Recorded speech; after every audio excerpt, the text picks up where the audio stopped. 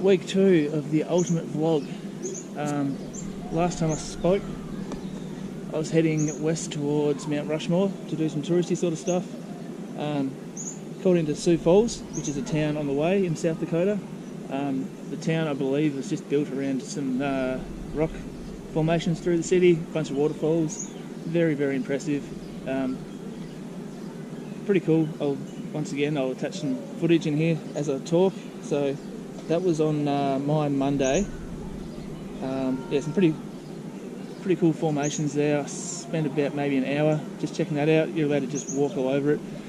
There was people everywhere, and it was just cool to get out and have a bit of a walk around. I think I've been driving for about 4 hours at that point. And then we got into, where are we? I think it was Mitchell, South Dakota. I stayed there for one night, did a bunch of laundry, had a bit of an ordeal with the clothes dryer. Those who follow my Snapchat or Instagram will know about that. I had the wash mode going strong, and then I put it in the dryer. I expected the dryer to stop after like 40 minutes or an hour and a half or whatever, but it just kept going and going and going. So I was full cracking the shits. After about 2.5 hours, someone informed me that you can just open it, which I did, and what do you know, my clothes were dry. 3 hours. So that was a bit of an awkward one. I'd never used that sort of dryer before. In the past, when I'd used public dryers, they just go for a certain time duration. So the next day I continued west, and I found an old 1800s town where they did a bunch of filming for one of my mum's favourite movies, Dances with Wolves. It's very much Native American Indian inspired. So I'll attach some footage from that. That was really cool. They've got some proper movie props from when they filmed it too. Had an area dedicated to that. Otherwise, it was just traditional western town from the 1800s, which they're all sort of very similar. They did have a working tavern. I don't know if you call it a tavern, but saloon, I should say. Then I went to Mt Rushmore. That was a really cool drive into there. Pretty much everywhere I'd driven so far across the Midwest had been very flat, and then all of a sudden you start getting into the mountains. You're seeing signs about bears, so that was pretty cool. I did plan to camp that night. The bears were definitely a deterrent. Wasn't real keen to stay with the bears. Anyway, I could see a storm rolling in just as I was getting close to the touristy sort of area.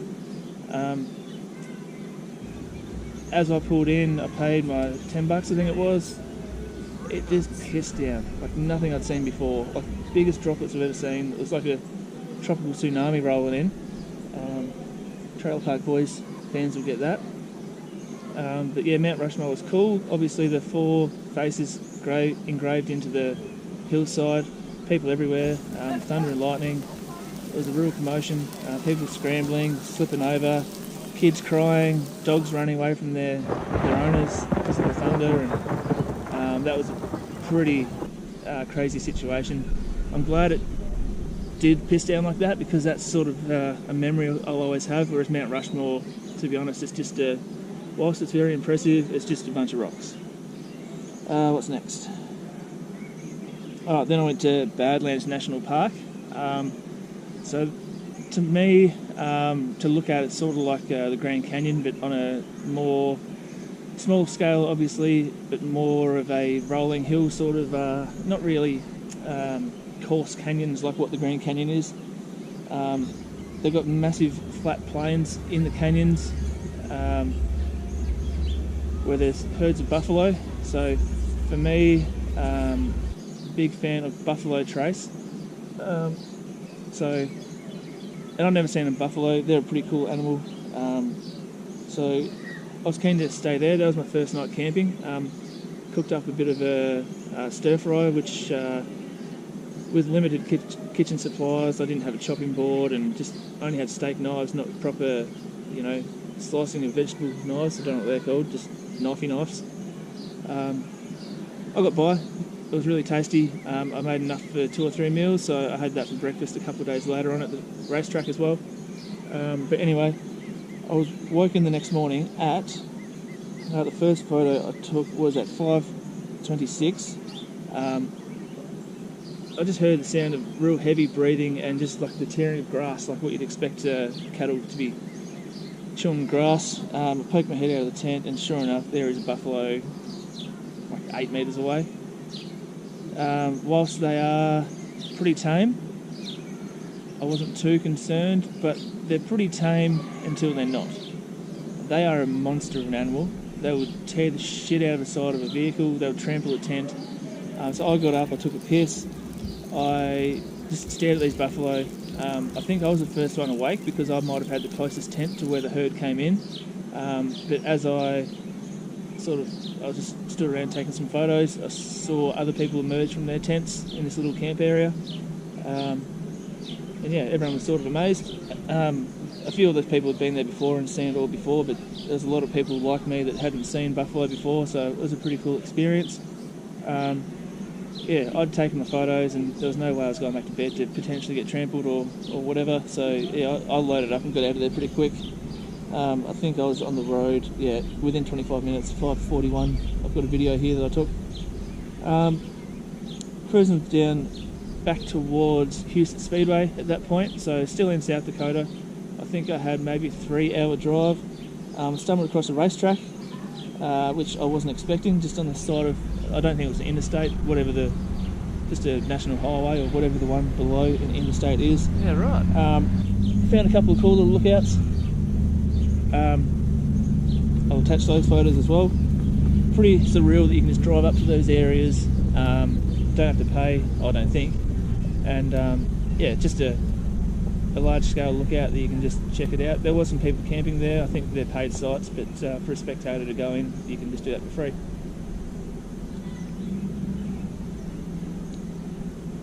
So I get to the racetrack. My experience with camping at a track, so like the Classic for example, and a few other of those like King's Challenge and all that, there's normally just a tented area where people set up. I don't know if you're meant to or not, I don't think you are, but it seems to be just a row of campers, tents, caravans down the back of the car park. I know that there was powered and watered sites at Husets available for the week, but I wasn't going to be committed to that, paying $400. It's good value for money if you're there for the entire time with your big slide out motorhome fifth wheeler thing, but that wasn't me, so I was just going to be there for the 4 nights. So I hope to just rock up and find somewhere to set up. Unfortunately, they're probably not set up the same as that.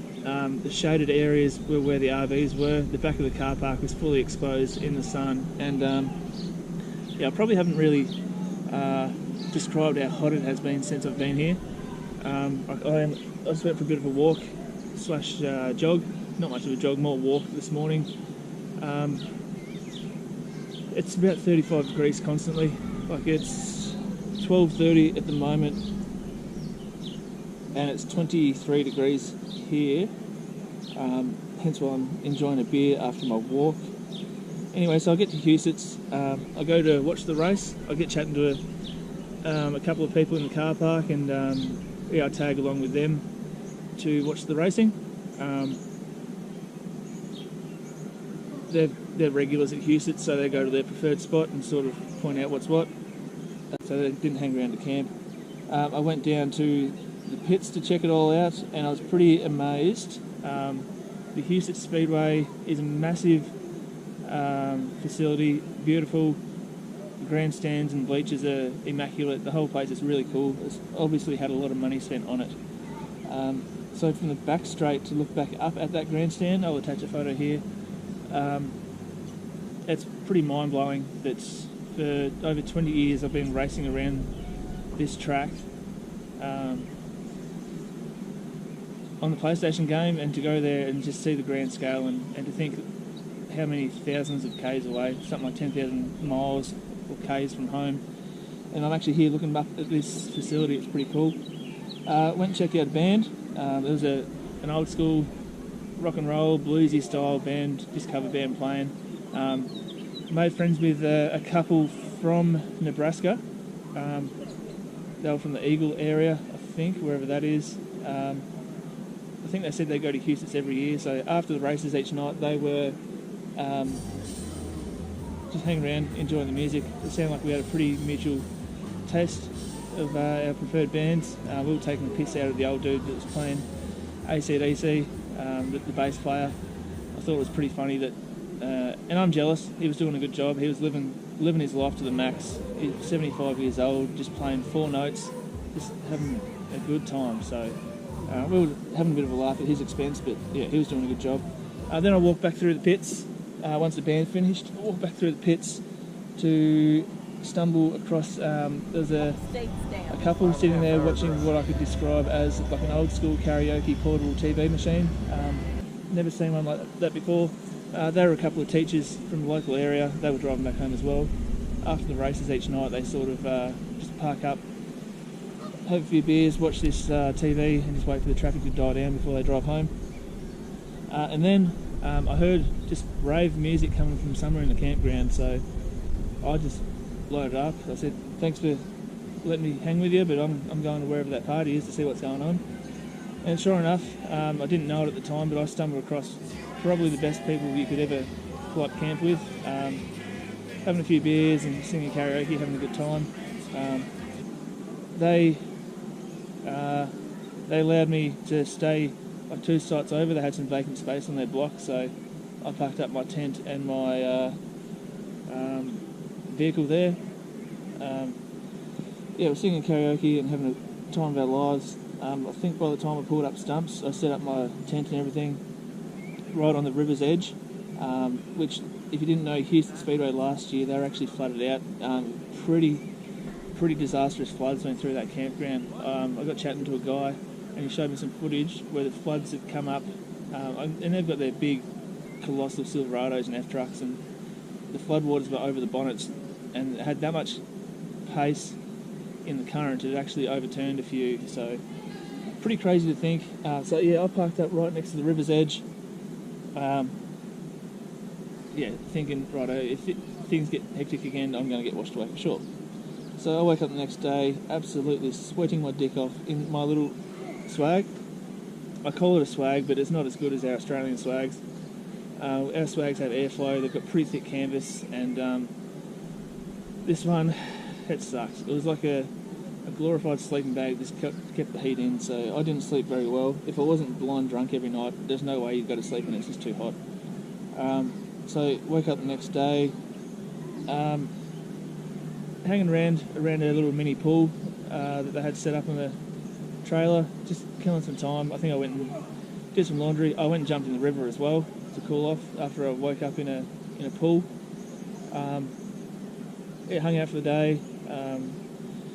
This little pool set up, the people that were camped just near, they went and bought a slip and slide thingy, which was a pretty piss poor effort really. Just a bit of a toy for kids, not really what you'd expect as a afternoon drinking game, slip and slide. But, oh well, that's alright. Then went to the races again for the second night. I was getting myself into the chili cheese loaded fries. They were elite. I had them every single night I was at the track. The racing probably wasn't the best. It was good to see Baylog, a few underdog sort of stories, Baylog, Garrett Williamson, Clayfoyd obviously. Just good to see some of the underdogs have a go. Then, same story, went to see the band after that. I was pretty amazed when I walked up to the band and they were doing a cover of Skid Row. I don't think I've ever seen someone do covers of Skid Row. Anyway, so they started playing punk rock, like early 2000s, like Good Charlotte, Blink-182, all those sort of good ones. So I had a good time. I went and found a very, very drunk man. I was just wandering around, and yeah, this man later found out that he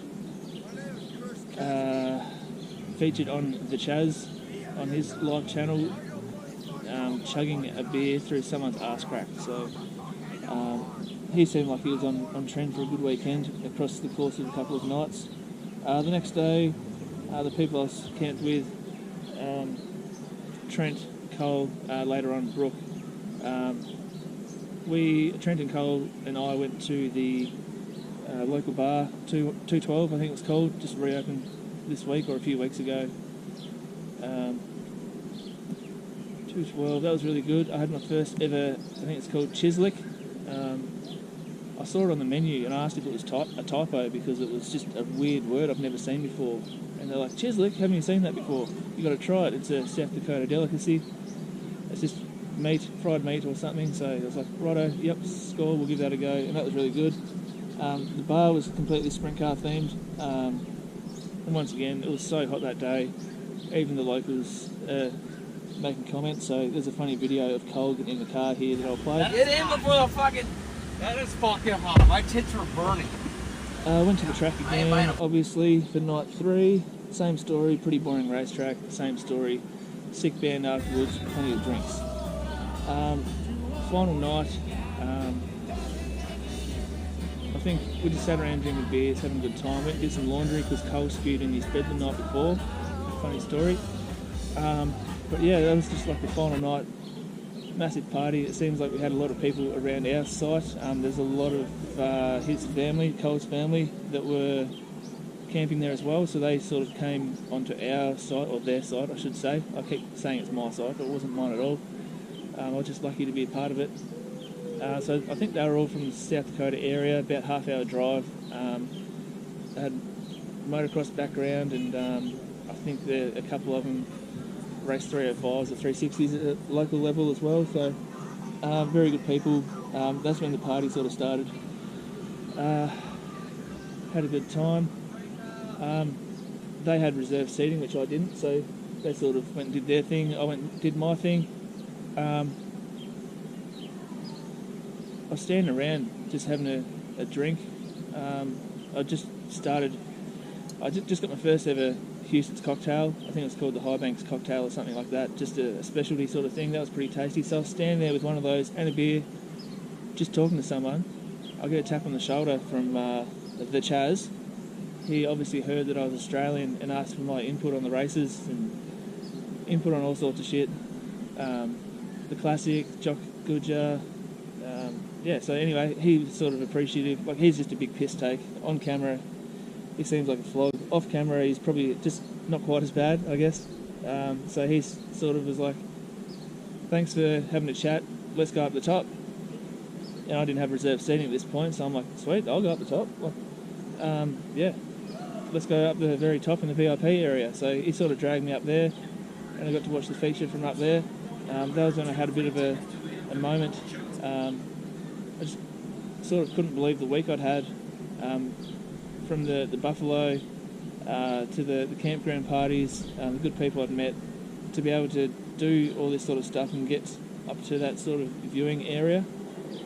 Pretty crazy. There's been a lot of things over the last maybe 12 months that have led up to this, which probably aren't the greatest for anyone. So, not the best situations, but yeah, very humbled now that I can sort of do what I am doing. Yeah, so I guess I've especially got to thank Taylor for looking after Lincoln while I'm away. She was very supportive of me coming and doing all this. It was actually her idea for me to go away for 3 months. I'm not going away for 3 months, I'm going away for 6-7 weeks, so yeah. And also a massive thanks, I guess, to my work, Pellos, for letting me come and play as well. Anyway, so that's sort of the thought process that I was going down while I was sitting up there watching that 4 wide and just thinking, like, this is nuts. Anyway, so yeah, then of course went back, partied a bit more. I was up very early. I had it was a 10-hour drive from Husets, South Dakota, to where I am now. I'm staying at the Big Cedar Lodge in Missouri.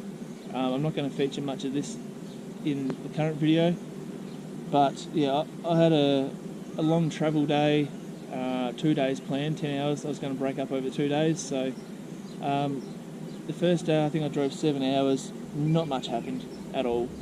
I drove to Kansas City, woke up the next day, and I saw that Kansas City was actually in the news because Trump had launched some B-2 stealth bombers out of a local airfield that was about 25 minutes away. And like, for me, like, that is nuts. I don't get involved in the politics or the wars or anything like that. I don't care. I probably should, in the environment I'm in right now. I should sort of pay more attention to that, but it just popped up that this air base was so close to where I was, and it was on the way to my next location. So I drove about 20 minutes out of my way to go check out this airfield. I drove down a back road to the side of where the runway was, parked up my car, stood up on the car just to try and get some good footage of these jets taking off. Not the stealth bombers at all, like they're top secret, tucked away, doing their own thing. But I did see some other jets, and that was when the police showed up behind me, blocked me in, full sirens. So yeah, that was a very sketchy moment. They pretty much asked why I was there, what I was doing, why I was filming jets. Once they realised that I was just an Australian tourist in the area, just going from A to B, and just happened to drive past, stopped and filmed because it was a pretty cool situation. They were very chilled about it. It could have got out of hand pretty quick. I think if I had a different attitude, like I had my licence out, just showing my ID straight away, because obviously if you don't play nice, things can go south very quickly. They said that you're not allowed to film anything like that, so they took my phone off me and deleted the footage that I had, which was a bit disappointing because it was some pretty cool footage of these jets. Then I asked if I could take a photo of them as a souvenir because I haven't got much else to show for that as a memory, and they said no. So pretty much the only photo I have is a photo of their cruiser in my mirror, which I will not put on here because probably not allowed to do that either. So that was pretty nuts, pretty surreal. I don't think I know anyone else that's been interrogated by the US Air Force days after a bomber strike mission or some shit. So yeah, that's pretty rare. That brings me pretty much to this location. I'll get to that next week. I'm at the Big Cedar Lodge nature park sort of thing. I've just gone for an 8k walk run around here. Filmed this, and I'm probably going to go jump in a pool.